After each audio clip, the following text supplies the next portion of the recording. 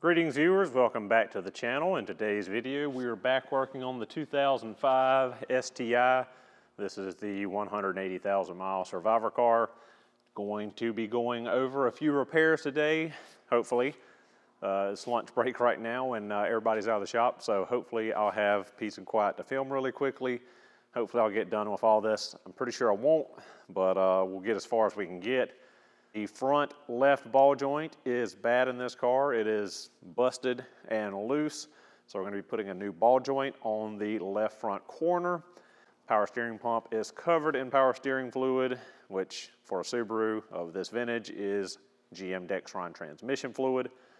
The car, the last 2 days, it's been really cold, and moving the car, we have no power assist until the car warms up or you get higher RPMs. So this pump might not be salvageable. Won't know until I get it apart and see what's going on with it. Subaru sells a reseal kit for their power steering pumps on the NA cars. They do not have a kit for the turbocharged cars, but a lot of the seals and gaskets on the NA power steering pump can be used on the turbo pump. 9 times out of 10 on these pumps, it's normally the housing gasket, which is between the actual pump body and the rear plate of the pump. That's normally what leaks on these 90% of the time. So that is the same regardless of which Subaru power steering pump, whether it be naturally aspirated or turbo car. And there's several other O-ring seals internally that can be used on either pump. The main difference, if I recall correctly, is the oil seal for the input shaft from the pulley that's turned by the serpentine belt. That's a different seal on the turbo car compared to the NA car. I believe they've got a bigger shaft. Usually that doesn't leak, but we'll see once we get in there. We might have to replace the pump, hopefully not, but we're going to try to do a rebuild. And then the other thing is the suction hose O-ring. That's going to get replaced because I'm sure it's brittle and shrunk at this point. And the 2 suction hoses are rock hard. They should be nice, soft, pliable because they're a rubber hose, but they've gotten hard due to heat cycles and age. So we have those 2 hoses to replace. So hopefully after putting the seals in the power steering pump and replacing these 2 hoses and putting some new fresh fluid in there, our power steering issue will be resolved. But with that said, we're going to go ahead and get into it and start on the ball joint. And last, we'll probably be going to the power steering pump. I've done several power steering pump rebuild videos in the past. If I remember right, I think there's 2 of them on the channel. So if you want an in-depth, step-by-step, check those out. This one, most likely, it's just going to be a maybe time-lapse or something of me doing it. I'm not going to go in-depth with this one, mainly because it's going to be a hodgepodge repair using only select seals and gaskets and not a full repair. So that said, we'll go ahead and get the rear wheels off the car as well as the driver front wheel so we can get ready to do the ball joint.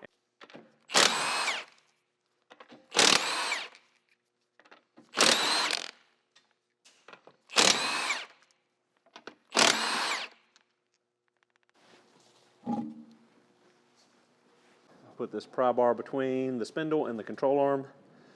And as you can see, all that bumping and movement is a busted ball joint. So we need to go ahead and get that replaced. So we're going to start by removing our pinch bolt. Our pinch bolt is a 14 millimeter.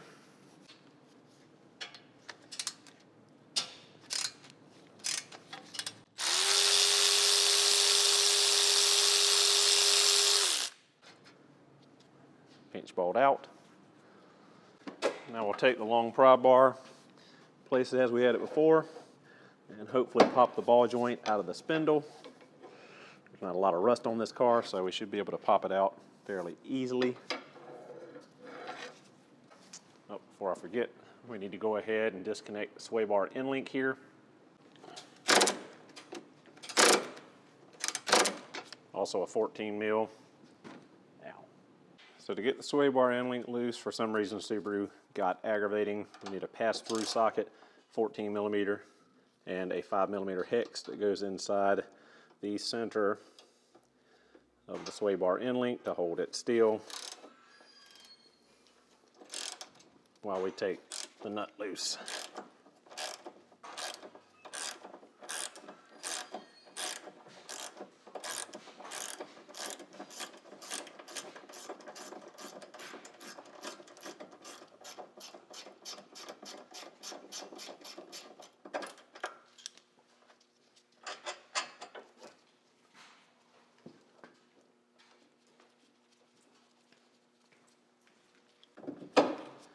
So as we can see, our ball joint's starting to wiggle in the spindle.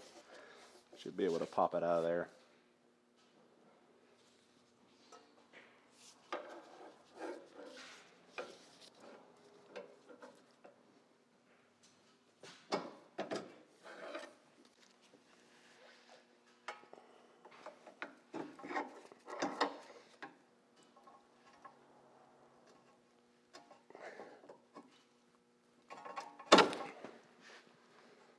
So we got more of our ball joint out of the spindle, almost there.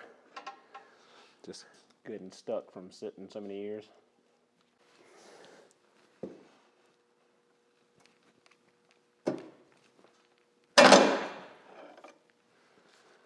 So we got our ball joint popped out in spectacular fashion.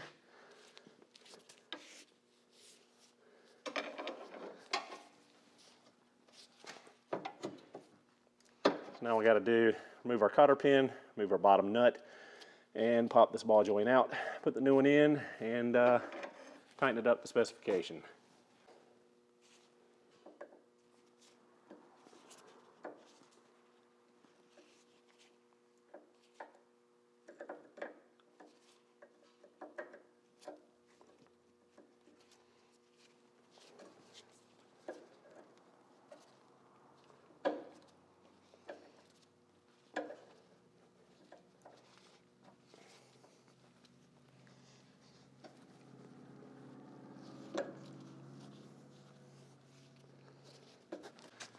And our nut, which should be a 19 mil.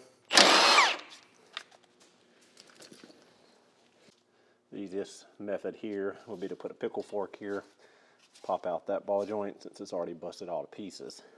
And so we cause as little damage as possible to this aluminum control arm. We don't want to crack it. All right, with the aluminum control arm, it's actually not hard to get the ball joint dislodged. I actually just tapped on the bottom stud and it actually came free. So no need for a pickle fork and no worry of a ball joint separator where we have to worry about damaging that control arm. So we'll go ahead and pop our old ball joint out. Easier said than done by yourself.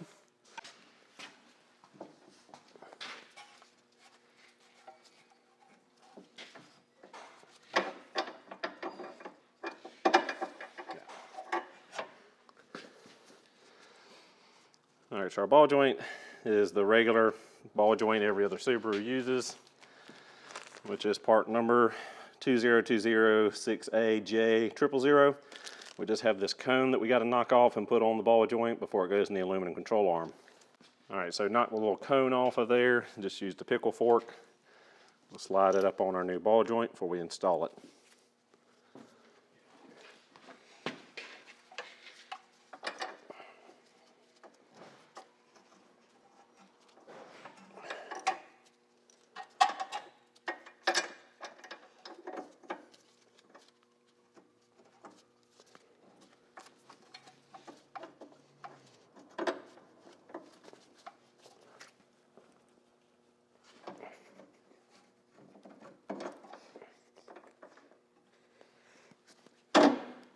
All right, so once you got it all lined up, all you got to do, a couple little whacks here to get this to seat.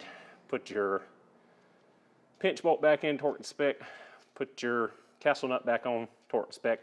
New cotter pin, and throw your end link back on for the sway bar.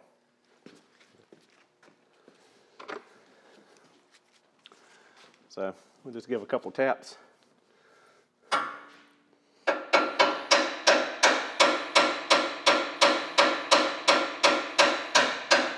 Again, really light taps. Don't want to well on this aluminum. So ball joint seated now. We can put our bench bolt back in and the cotter castle nut.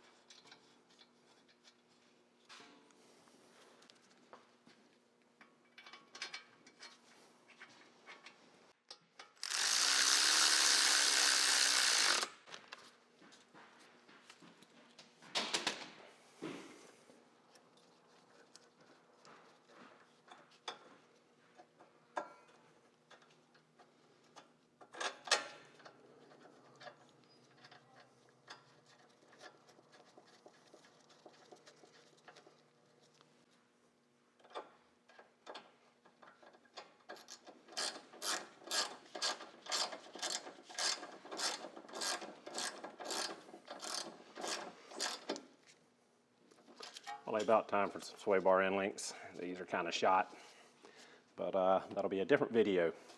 All right, so we go ahead, get a torque wrench, torque our pinch bolt.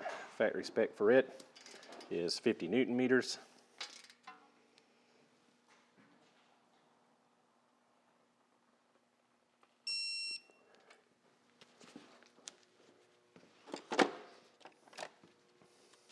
And we'll torque the castle nut on the lower ball joint.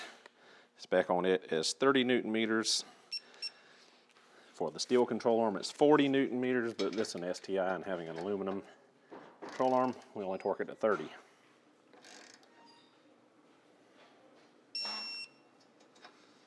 Now look and make sure you're lined up with the notch in the castle nut with the hole. If you're not, you can go a little further.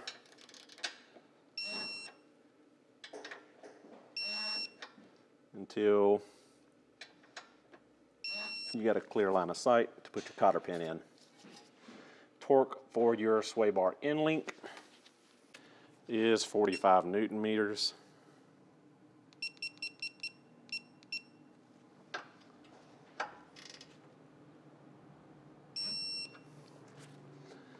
All right, torqued, new cotter pin in, and we're ready to put the wheel back on, and we are done with the ball joint replacement.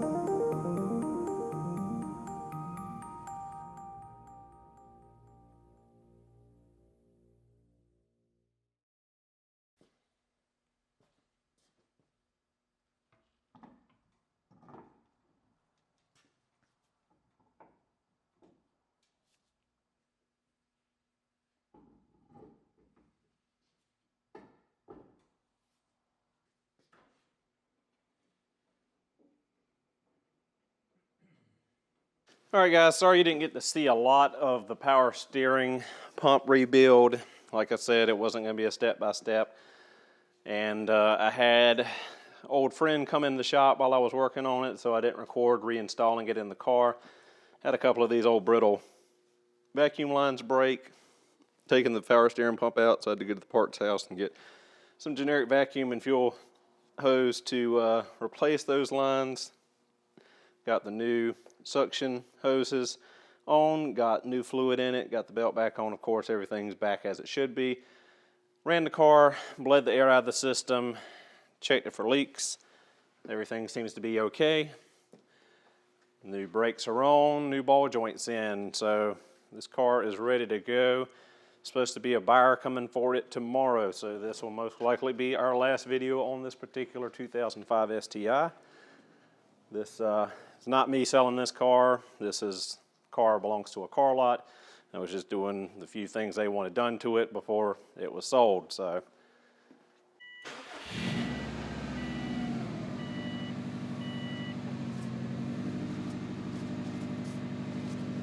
power steering works as it should, which is nice because, like I said, when I brought it into the shop, the power steering was inoperable. There was no power assist when I brought it in, so that was a pain. So nice to have power steering back. I assume this is an original pump with 180,000 miles on it. When I opened it up, every single O-ring and seal in it was very flat, shrunken, hard, brittle. They all broke apart.